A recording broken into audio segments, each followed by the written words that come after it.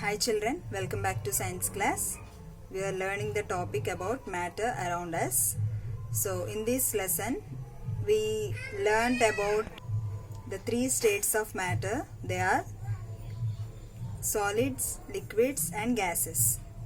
Okay, and we did some experiments also, some activities. I hope you also tried at home. Okay, let's learn deeply about the matter. What's the matter about the matter? Okay, so can matter change its state? What is our topic? Can matter change its state? As we learnt in previous class, and of course we all know from our observation that water exists in the three states of matter. Water exists in the three states of matter. They are solids as ice, liquids as the water, and gases as water vapor. So we must have seen many other materials that can exist in different states. Not only water, remaining also we have observed. For example, coconut oil is usually liquid in state. But if the weather is too cold, it becomes solid. Have you observed any time? Similarly, camphor. Camphor is a solid, but if we leave it in the open air for some time, it changes to gas. So solids, liquids and gases are the different states of matter. But the properties of matter are different in different states. This is because all matter is made up of very tiny particles. Very tiny particles. Let's see how small are the particles of a matter. Let's see how small the particles of a matter. For that, take a beaker, fill it with water. Now take potassium permanganate. What is this? Potassium permanganate. Add some crystals of potassium permanganate in a beaker. So what happens? See, potassium permanganate is mixing with the liquid. Now take out approximately 10 ml of this solution and add it to 90 ml of clear water in another beaker. Okay. Once again take out 10 ml of this solution and add to the another container, another 90 ml of clear water. Observe carefully. After taking another 10 ml of solution and again adding in third beaker in a clear water beaker. Once again take another beaker with a clear water. Carry out the same process 3-4 times like this. So what happens? See, what do we observe from this? We observe that the solution remains colored even when highly diluted, but the color of the solutions decreases with dilution. Yes or no? See, in the first beaker we can observe that the dark pink. In second beaker somewhat reduced. Third beaker pale, light in color, and fourth beaker very less. Can you notice here? So finally we conclude that there must be several tiny particles in just one crystal of potassium permanganate which get uniformly distributed in water to change its color. That's why, as they are very tiny particles, tiny means very small particles, they are distributed even in the fourth beaker also. If you add the some more liquid in another beaker, even you will get the somewhat colored solution. So this is because of particles are very small. See, you can compare here, isn't it? Next, particles of matter attract each other. Even the particles of matter also attract each other. Let's find how it is with an activity. For that, take a beaker, fill it with water. Mark the water level. Now take some salt. Add some salt to the water. Stir it thoroughly with a spoon to dissolve in water. Observe the changes. Once again add some more salt to the water and stir it. Now observe the changes. What is happening? What is happening? The level of water is increasing, right? Yes. In the initial stage the water level is less, where we mark. From the marking it is raised in second beaker, second time. In third time Second time of salt addition, the water level is increased more. So here we find changes in the levels of water. Can you observe? Yes. The final activity, open a water tap. Allow the water to reach the ground. Open the water tap. Allow the water to reach the ground. Now try to break the stream of water with finger. That means try to stop. Release the finger after few minutes. Observe the changes. How do you feel? Have you done like this anytime? So what we observed here, that the water flows with more velocity than its normal velocity for few seconds after the finger is released. Later on, the water reaches its normal velocity once you try with your taps and observe. Similarly, we observe that the forces of attraction between particles are the maximum in solids, intermediate in liquids, and minimum in gases. Where is the force of attractions are more? In solids. In solids, maximum, and in liquids it is intermediate. Not more than the solids, not less than the gases, intermediate. And in gases it is minimum. So from this experiment, finally we learned that both solids and liquid particles have some space between them. The solid particles enter in the space between the liquid particles when solids dissolve in liquids. We also learned that the particles of the matter have forces acting between them and keeps the particles together. It is also clear that this force is not equally strong in all cases, in all the forms of matter. The force between particles of matter is called as cohesive force. What is that force, Nana? Cohesive force. In diffusion of matter, we understood that the intermixing of particles of two or more different substances on their own is called diffusion. In the incense stick activity, the particles responsible for the scent move and enter the space between the air particles. The scent particles quickly spread across the room. The rate of diffusion of gases is very high because the particles of gases travel with high speed because they don't have any bondings among them. And rate of diffusion of gases is higher than the liquids, while the rate of diffusion of liquids is higher than the solids. So there are two reasons for the higher rate of diffusion of gases. One is due to the higher speed of gas particles and another due to the greater space between them. Can you observe the space between them? See, solids are closely packed. Liquids, somewhat okay, but gases are loosely packed. That means they don't have any bondings among them.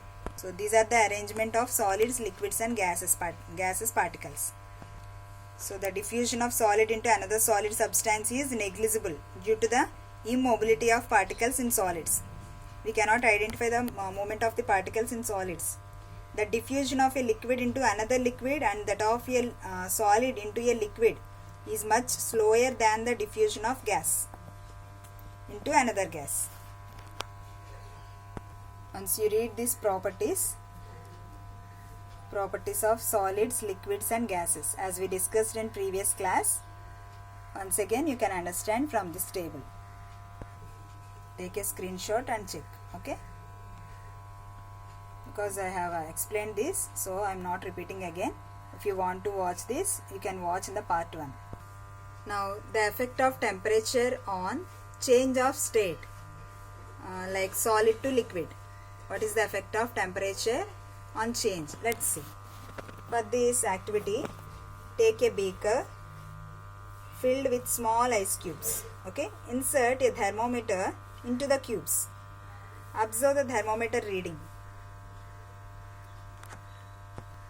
Now, put the beaker with ice cubes on a burner with the help of tripod stand and start heating the beaker.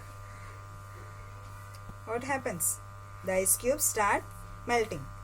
Observe the changes in the thermometer reading for every 1 minute until all the ice melt. So what can we notice here? In this activity, we observe that the temperature of the mixture of solid ice and liquid water does not change for some time. It changes only when it reaches specific temperature. So that temperature starts changing only when ice completely melts. So we can learn from this. At a certain temperature, the solid melts and changes into liquid. The temperature at which a solid melts to become a liquid is called melting point. What is that called? Melting point. So the process of changing a solid to liquid is known as fusion. What is that, ma? Fusion. F-U-S-I-O-N. Fusion. Next, effect of temperature on change of state, liquid to gas. First one, solid to liquid we did know. Now liquid to gas. For this activity, take a beaker and pour some water in it. Place it on the burner with the help of tripod stand. Measure the temperature of water with the help of thermometer and note down the readings for every 2 minutes. Okay. Now, for every 2 minutes you have to measure the temperature. Observe the temperature of the water increase continuously till it reaches 100 degrees centigrade. Until it reaches 100 degrees centigrade. In this activity, we observe that the water boils to steam when the temperature reaches 100 degrees centigrade. This shows that the particles in water vapor at 100 degrees centigrade have more energy than the particles in liquid water at same temperature. So what did we learn from this? At a certain temperature, the particles have enough energy to become free from the forces of attraction among the particles and the liquid starts changing into gas.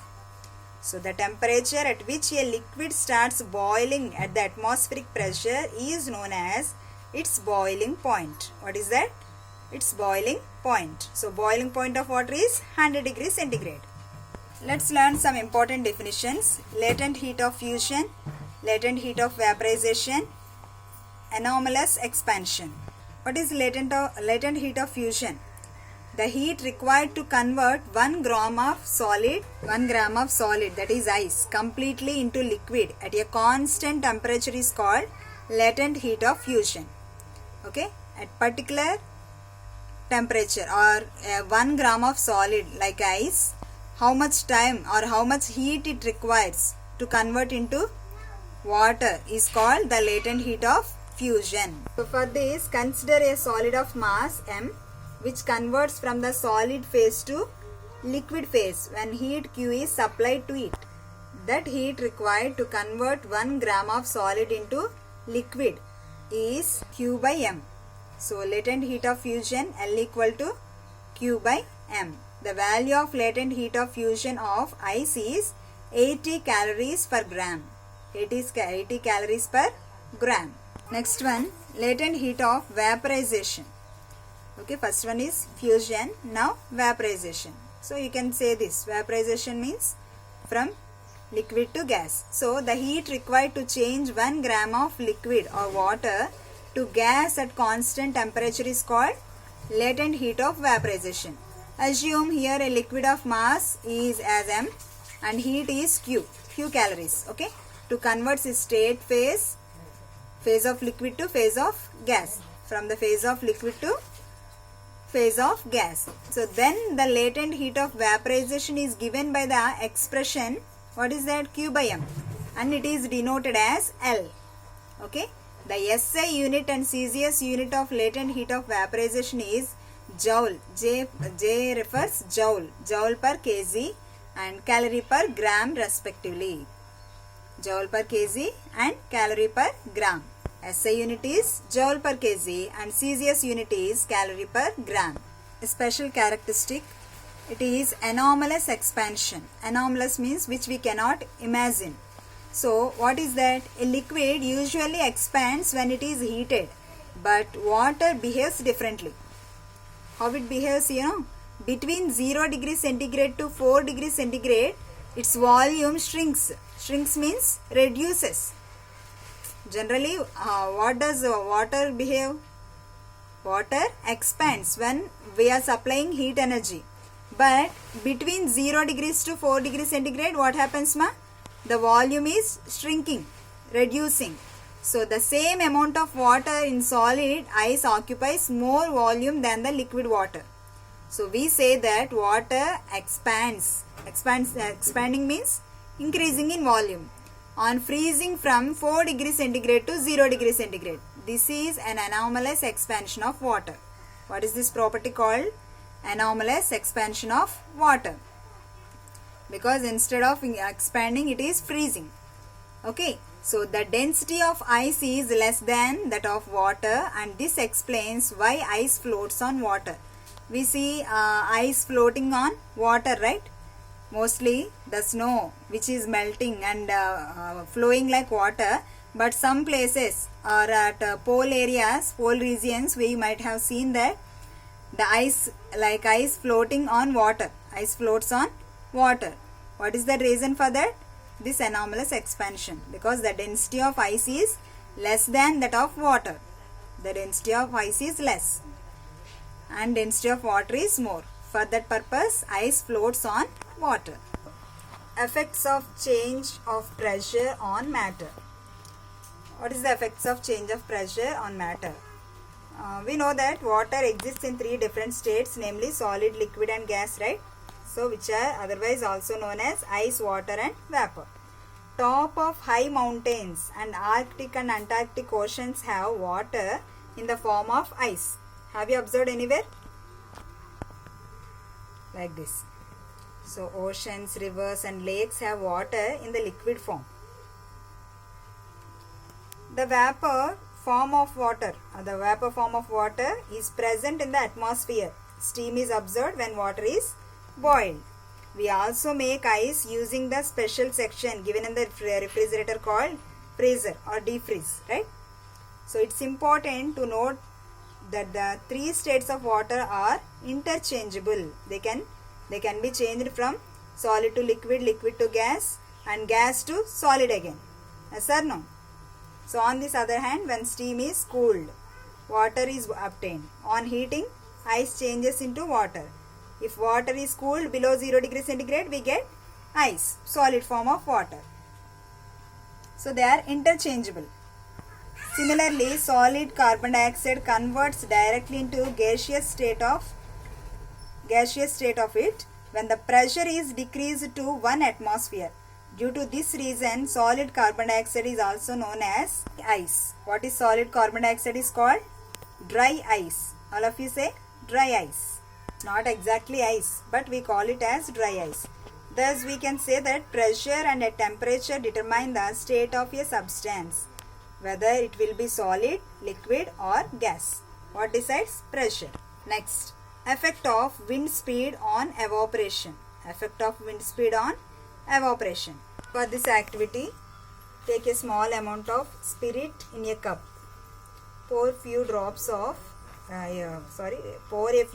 on your palm, like this, spirit drops. Observe the changes. Once again, take few more drops of spirit or like 1 ml and pour the drops into 2 petri dishes individually.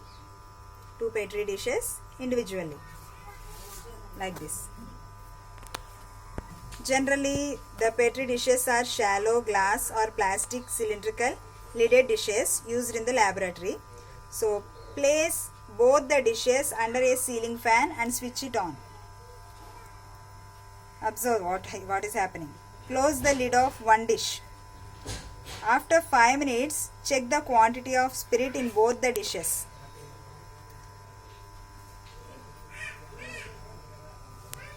In this activity, we observe that the spirit disappears in the dish kept under the ceiling fan. At the same time, some quantity of spirit can be found in the dish which is closed.